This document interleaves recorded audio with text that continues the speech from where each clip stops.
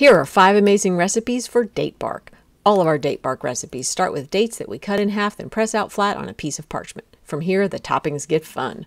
For a fall-themed combo, we sprinkled on chopped dried apples, dried cranberries, and pepitas, then covered it all with dark chocolate and a sprinkling of flaky salt. The fruits and nuts work so well with the chewy dates and rich chocolate.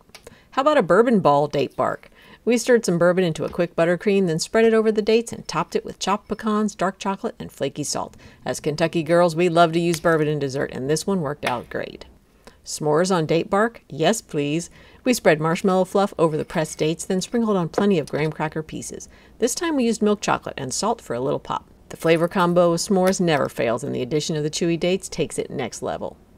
Ever had a Take5 Candy Bar? Let's recreate one. We started with peanut butter that we warmed up a little so it would drizzle, then added plenty of peanuts on top. Some broken pretzel sticks add an amazing crunch, and dark chocolate seals it all up.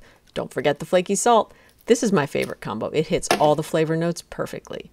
Let's finish it out with classic almond. Start with a good drizzle of almond butter and sprinkle on a handful of slivered almonds for crunch. Dark chocolate and salt on top, and it is simple perfection.